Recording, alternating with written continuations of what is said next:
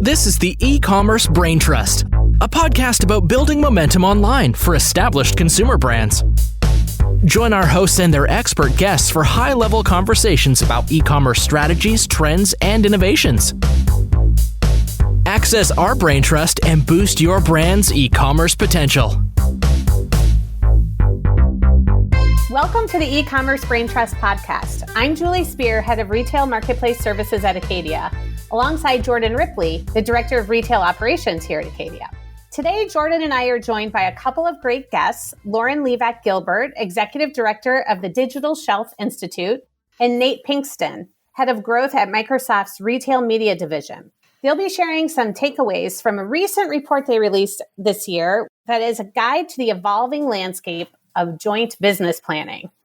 So let's dig in and get their take on who, when, and how the most successful brands approach the JBP process across a variety of retailers. With that, welcome, Lauren, Nate, Jordan, gang's all here. Thank you, Julie. Yeah, excited to talk to everybody and get into it. Thanks, Julie. We recorded, 6 podcasts 2 weeks ago? So we're ready to go. We're in the groove. I feel like Lauren and I actually, we have a podcast separate with all the recordings we did. That's the premium content. You gotta pony up. Julie and I are doctors of the PDP, so we can put that in here. We gave ourselves the titles. Yeah. And I feel that it offers an authenticity. It's genuine, if not official. And so valid, right? I feel like it is kind of official. After a certain point, you say it enough times. I saw it on LinkedIn, and that kind of does make it official. Thank you, Nate. So you might have picked up on our strategy here that the more we say it, the more we put it in writing and then have others say it, the more real it becomes. So thank you. My husband, who has a real PhD, really appreciates it. The Cayman Islands diploma hanging behind you. The honorary degree. Well, Doctor and Nate. We'll go ahead and dig on in. And let's start at the top here just to make sure that we're all clear on what we're talking about. I know often on this podcast, we are talking about Amazon. We're very heavily focused on Amazon. And so in the world of Amazon, we talk about annual vendor negotiations, AVNs. When you talk about the JBP, is this a version of the AVN, another way of speaking to the process, or is there a distinction between the two that's important to call out? I mean, it's the same thing. It's Amazon's term for the JBP. Don't think, in any case, be doing a JBP and an AVN. It's really their lingo. And to be frank, Amazon's got a bit more robust of a process than a lot of other retailers out there. And so they do have some frameworks and some standard ways of approaching it. And I think one of the things we'll probably touch on is how varied the process can be. JBPs is a term that can look very different depending on which retailer you're talking about and what your relationship with them is. Even at the same retailer, pick on another big guy, Walmart, will have a different JBP process depending on kind of what size vendor you are, what size brand you are. There isn't an exact definition we might hone in on, but the ways that a JBP looks with a retailer and a brand tend to take on a lot of similar characteristics, and we would even suggest what might be encompassed there. Yeah, I would totally agree, Nate. I mean, I think the whole point here is joint and collaborative between the brand and the retailer. And any of the conversations you're having around that can be fit into a joint business planning conversation. I think the one distinction we made in the report was the difference between a top-to-top and a JBP or an AVN. So the top-to-top meetings are usually with your CEO at the brand and a high-level executive at a retailer talking more strategically about the business goals. And then you can use those conversations to kind of plant seeds for how you're going to be collaborating during the JBP conversations. That's the one distinction I would make, because that was something that came up in a lot of the interviews with our brands. Yeah, well, leave it to Amazon to have a unique acronym, a unique naming for their process over what the vast majority follow. There were a couple other distinctions that you made in the report as well, kind of different classifications of JBPs, with JBP Light. Right. Can you dig into that? How you started to go there a little bit about the size and the maturity of the brand. What are those classifications that you mapped out? Yeah. I think we kind of invented some of these. Maybe we stole them from one of the interviewees. I'll say that. We borrowed the term, adopted it from one of our interviewees, but sometimes you get into a situation where perhaps it's not as in-depth or you don't have as long-term a relationship with a retailer and a brand. The JBP Lite would be a way to still accomplish a lot of the same goals, to think about a lot of the key areas you need to collaborate on and to build some of that accountability and transparency, but might not be as in-depth. Perhaps, for instance, it only touches on specific marketing aspects. And so it talks a little bit about how you're going to co-market, some of the retail media investments you might be making, what that gives you access to in terms of activations. Maybe it doesn't get down to some of the specifics around like lead time or supply chain issues that you want to bring up and collaborate around. So you might have a JBP Lite, which is just easier to do. There's less stakeholders. And if it's less of a priority between the brand and the retailer, perhaps that just makes more sense. I'd say the other big differentiators that we would call out is the difference between, say, an omni-channel JBP and subcategories of that, which we would think of as like a sales or sales and merchant JBP versus, say, a marketing, e-commerce, or retail media specific JBP. And I make those distinctions to say, like, it does look different between some retailers and brands, but it probably shouldn't. Or I would say the omni-channel JBP is really best practice for a lot of reasons that we get into, and happy to kind of spend more time there. But the idea is the more you can make this a fully collaborative process amongst all stakeholders, the better off you're going to be. And the comment I'll make about the JBP Lite is we saw that a lot of the smaller brands tended to have like a JBP Lite because they might not have the more robust conversations with the retailers or the relationships with the retailers that, like, say, for example, Colgate or a Pepsi has with like a Walmart or an Amazon. And that's totally fine. And I think that you can leverage JBP in different ways if you're small or big, and there's advantages and disadvantages to both. And to Nate's point about the omnichannel JBP, there's so much value in that as a best practice, because one of the examples that a brand brought up during our interview process was they had at the time a separate retail media JBP and a separate marketing JBP. And someone committed dollars in one and didn't tell the other. And so they didn't have the right amount of budget and they had to like scramble to figure out where they were going to find it because they'd already committed it to the retailer. So not having an omni-channel JBP sets you up to spend more money that you might not have and just be disconnected internally. And you present yourself disconnected to the retailer, so they just get confused, and it all around is just kind of frustrating. So to use a phrase that we've used in conversation before, Lauren. Can't wait to see which one this is. Silos equal sadness. Yes.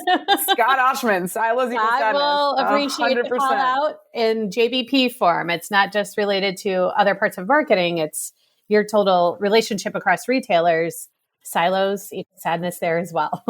Yeah, and it's affecting dollars. Like, silos are equaling negative dollars at this point, right? Because if you're not, and we'll talk about this, like if you're not involving finance in the conversation and you don't have a clear picture of what you're committing to and what teams are talking to the retailer, you could be double counting, you could be allocating budget where it shouldn't be allocated.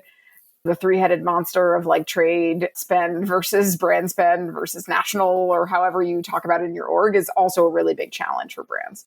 I mean, that's a perfect segue, what you, Nate, and Lauren highlighted here around the pain points of org design and getting the right stakeholders at the table for these JBPs, and that like this process really brings to light when you might be a sort of disorganized, and that manifests itself throughout this process. And so as part of that omni-channel JBP process, you've outlined some recommendations of like, who are the need to haves at the table, who are like the nice to haves. And so I'm just wondering if you could talk through both on the brand side and the retailer side, because there's complexity in both. And maybe we start with the brand side and then move to retailer. But who do you see as essential in that process? And maybe like a quick why is like why they need to be at the table. Yeah, and I'll take the brand side and I'll give Nate the retail side, because that's kind of how our expertise is kind of matched together. So from the brand side, I mean, sales is obviously involved. You'll probably have your national account lead or your specific lead for that retailer that's involved in the conversation. Marketing, whether that's brand marketing, retail media, shopper marketing, however you define that, making sure retail media is involved in that conversation is really important. digital and e-commerce, however your team is titled. Obviously, there's different titles to these teams, but the themes are the same. So the e-commerce team. And we often found in our conversations that the e-commerce team lead a lot of the quarterbacking for JBP, just because naturally, if you are an e-commerce leader, you're more agile, you're more adapt to change, you know what it means to work cross-functionally. So they kind of help, in the famous Todd Hassenfeld's words, orchestrate the orchestra and really kind of conduct the sheet music of what's happening from a JBP perspective. So they're always involved. And that's one other call out. If you're having a separate e-commerce JBP, you shouldn't be. That should all be included in the omnichannel JBP. And then procurement, that was an interesting function I wouldn't necessarily have put on the list, but a couple of brands brought that up because they were using procurement to actually negotiate the best rate for the holistic brand. So say you're a big CPG company and you have multiple different brands, using procurement to make sure when you're collaborating with your retailer, you're getting the best rates across the board. And finance. I will talk about this all day long. Finance needs to be involved in every conversation when it comes to retail media, e-commerce across the board. So if they are not involved, that's a huge problem. And then last but not least, supply chain. So talking about logistics, distribution, in stock, out of stock, really making sure that's a big focus point. Those are really the core functions that are involved. And then I would say some functions that should be included in the prep or the conversation would be category management. So how are you thinking about the category? What kind of insights do you have to share with the retailer? Revenue growth management, or RGM, making sure you're prioritizing the right SKUs to sell on that specific retailer. And then R&D. If you have a new product coming out or a new innovation, or you want to get insight from a specific retailer about something, it's really great to include R&D in that conversation as well. It's not just one person, it's many people across many functions, all a part of the orchestra, and you need all of them to really be successful. Yeah, that's helpful, Lauren. Nate, I definitely want to get to the retailer side in a sec, but that, just to tip our hand a little bit, we have Martin Hubel coming on from Consultors to talk a little bit about AVN specifically, and to steal a little bit of thunder from that show. The idea of like operations, assortment planning, procurement, the things that don't get the glory of sales and marketing, but a lot of times the retailer will indicate, hey, these are essential part of the negotiating process. So yeah, I appreciate you highlighting that. And that's a great, I guess, segue for you, Nate, on like retailer to retailer. Like, what does that look like in terms of what they prioritize and who needs to be at the table from their end? Yeah, I mean, the short answer is it should be the counterparts for all of those groups, right? You want the same kind of stakeholders represented across the board. Those may have some different names, like instead of sales, it's usually a merchandising, something like that, digital merchant, what have you.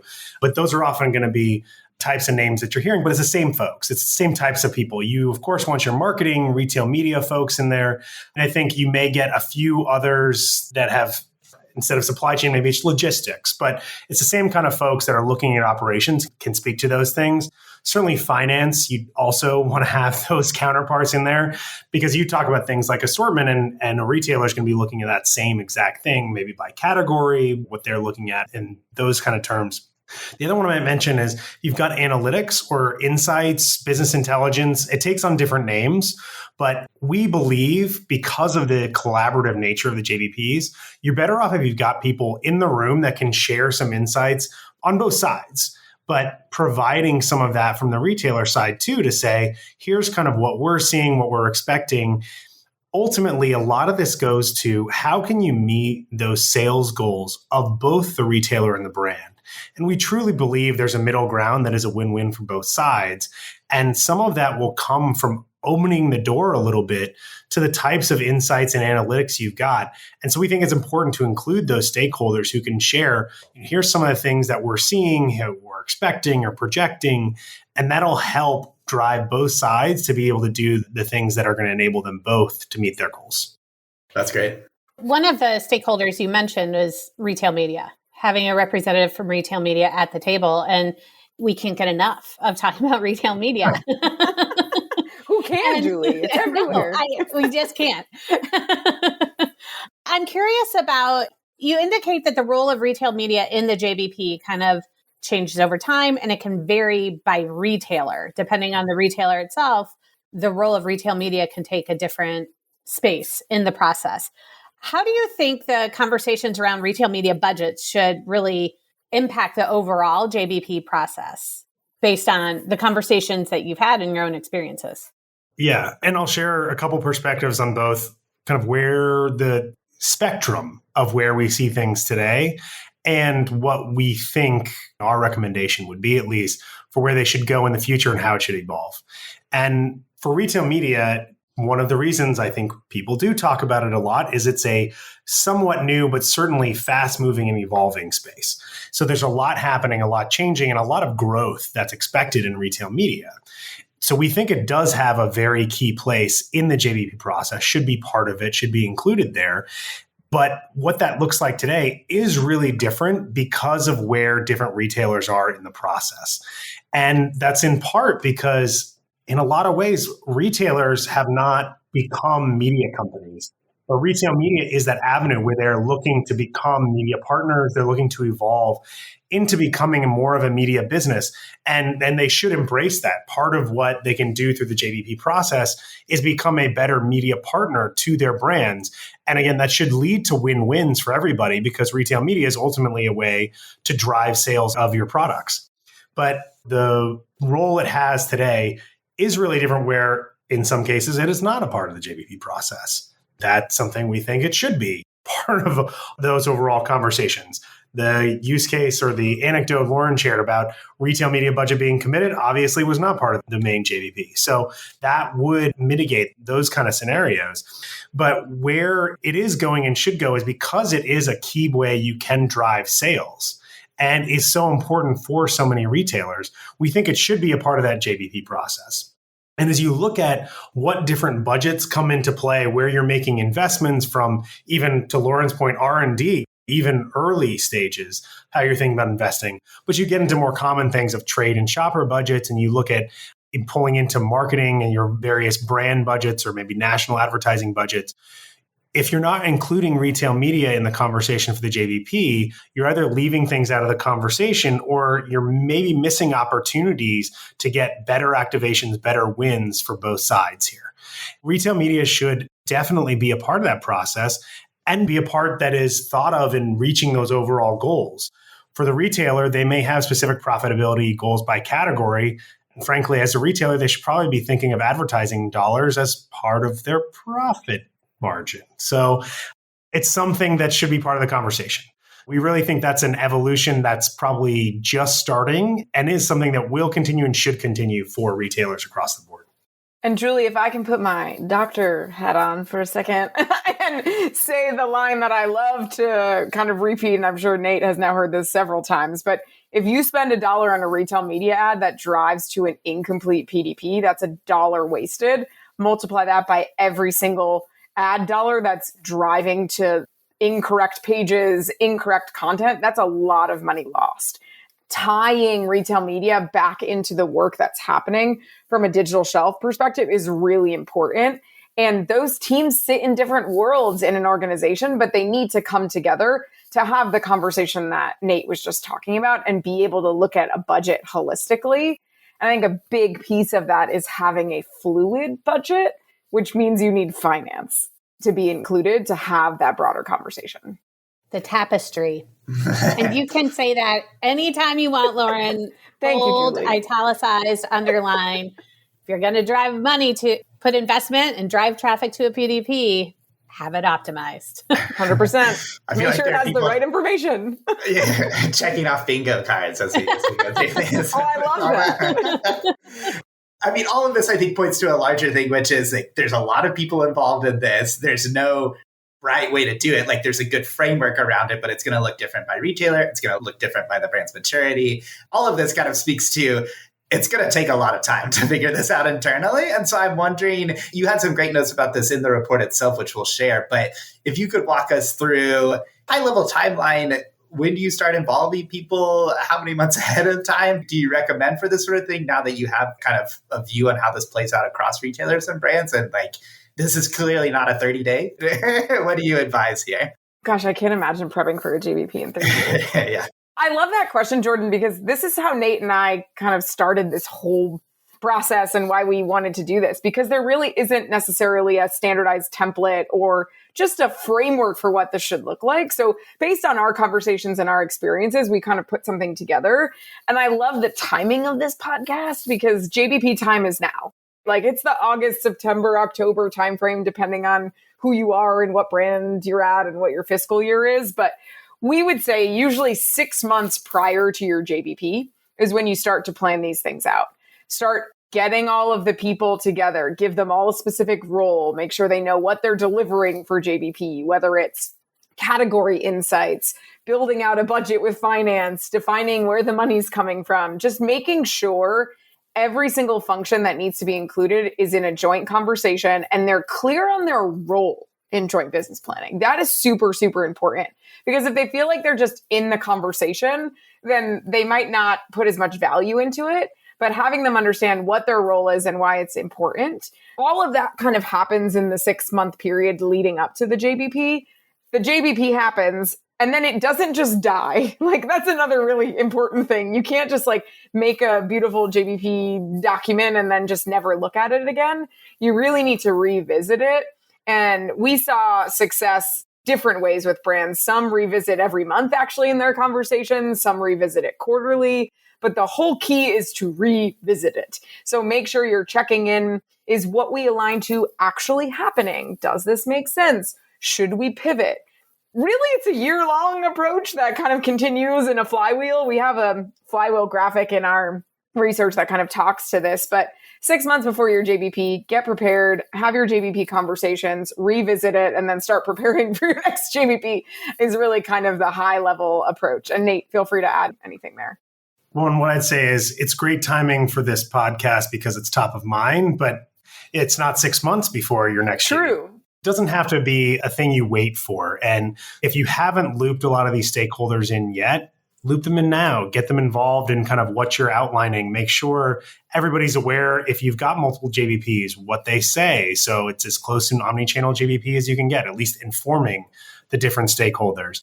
Now is as good a time as any to make some of the change to try and get the process better for the next go round, to get stakeholders who maybe aren't usually involved looped into what this JBP looked like or this year's commitments were, so that on the next go round, they'll know it's coming. They'll be informed enough about what things were, know what accountability measures were, and know what the KPIs were. So they're thinking ahead to actually, we should tweak this one. We should be mindful of what we have upcoming. So it's as good a time as any. It's the best time to start something is always now, always today. I was just going to say a lot of what you're saying from the timeline to prepare echoes what Claire McBride from Stratably, Claire and again, Martin Hubel, he's popping up all over the place, did a research report on AVNs. And ultimately, one of their recommendations, I believe it was also 6 months of preparation. I need to go back and maybe like check transcripts, but I believe it was around that same point. The point is, it's not a 30-day process. You need to dedicate the time. It's a very important step in your overall business planning for the year. And so I believe they echoed that 6-month prep as well in their research. And I think Nate makes a really interesting point where you're in JBPs. So you're not in the 6-month planning process, but take a look at the report, review it, look at the pre-work checklist. What did you do? What did you not do? Would this have been helpful if you did do it? This could be a really great time to just evaluate your existing process while it's fresh and maybe create a rubric and a plan for next year as you just went through it. Like have a joint conversation with everyone that was included in JBP and say, what worked? What didn't work? Here's some recommendations. Should we try this? This actually could be a really awesome time to build out a more formalized process, hopefully using our report as insights to be able to inform that because it's top of mind right now. Let's kind of round this out with your best of, your highlights. You have a lot of, you've mentioned them, Lauren, the checklist. You have a lot of concrete tools within the report itself. If you had to pick your best of, all children are lovely, but to pick your favorite child in this report, which one would each of you suggest brands really zero in on and start leveraging for this upcoming round of JBPs or AVNs or whatever they might want to refer to it as? Great question. I think we hit on a lot of my faves. Get finance involved, have an omni-channel JBP. I think the other one would just be making sure that you're clear on who's involved in the process and you're communicating that to the retailer. Because a big piece of feedback we received from the retailers, they were like, we don't know who to talk to at the brand. We don't know who's involved in this process. So just setting the stage and even just making a simple slide. This was a recommendation from one of the brands with some faces and names and be like, here's who's going to be in the conversation. Here's what they own. Who's going to be on the call from your side or who's going to be at the meeting from your side, just so it's super clear about who's communicating with who. And then I know I'm choosing two, so I'm not following your directions, but I think my second one would be sharing data. We always hear brands say, we want more data from the retailer. Well, the retailers in all of our conversation ask for more data from the brands. Like, can you give us more insights about the category, about your consumer, about what you know? They were so hungry for more information from the brands. And that was kind of an aha moment, I think, for us, where brands don't necessarily feel that way. They feel the opposite. And it's supposed to be transparent on both sides. I'll help Lauren out and sort of take her second one as mine. Thank you, Nate. Both sides should just get comfortable opening up a little bit more and sharing, I think, not just data and insights, which, yes, agree with everything Lauren said, but one of the other pieces of interesting feedback we heard was sometimes both sides are not clearly sharing what their goals are. So if you think about a situation where if you're trying to be cagey around what your growth goals are, what the metrics are supposed to be, how can the other side try and support and hit those numbers if they're not working towards a visible target? The more that you can share, I get that some of these may be confidential numbers because they affect stock prices and things like that. But at the end of the day, you're building a joint growth agreement. So talk about everything that you can and be as clear on what those are going to be. Share and open up about what some of those goals are. Share what the data is telling you around how you're going to get there and drive towards that. And do what you can to jointly share a path forward together. So there is those win-wins, you can jointly accomplish your goals. And then the last piece of that, share feedback if this process is not working for you, because we're going to get to a place, I think we're getting there already, where advertising dollars are pretty scarce. Nobody's sitting around going like, my budget's going up 30, 40% next year. It's going the other direction right now. As advertising dollars become more scarce, if to Lauren's point, you're wasting $1, that's going to be really hurtful when it comes time to hit your own goals and numbers. And on the other side, they don't want you wasting your dollars because then it's going to be hard for them to ask for more next year. And everybody's probably asking for more next year. You need to open up about this process. If you're a brand, tell the retailer what they can do to be a better media partner to you. If there's things that you need to see to invest more, share that with them. If you're a retailer and it feels like the brand isn't able to meet you where you need to be, share what's motivating, why you think their growth goals are attainable, and open up about how you see a path there to actually getting success. And if you're able to do that, I think you're going to find more joint and collaborative conversations and ultimately collaborative agreements that help everybody win and hit their goals. Well, and that was a clear thread through your whole report, was that this is not an adversarial process. It starts with the word joint, which points toward partnership, points toward collaboration. And if you lean into that and recognize that this is a process aiming to get wins for both sides, and that equals success, then you'll find hopefully a slightly more pleasant experience and ideally also success to come with that. Julie, I'm going to try something here. Let's see if this works. So silos equal sadness.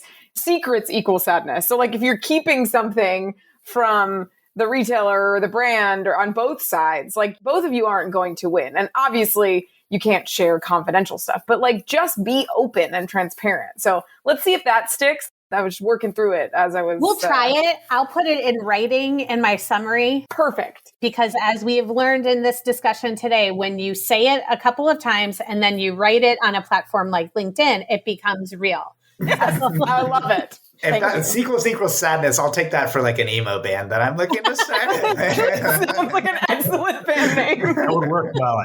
Yeah. Oh, I think we've set the stage for our next conversation. Music Emo bands or other hashtags that we can apply to our business.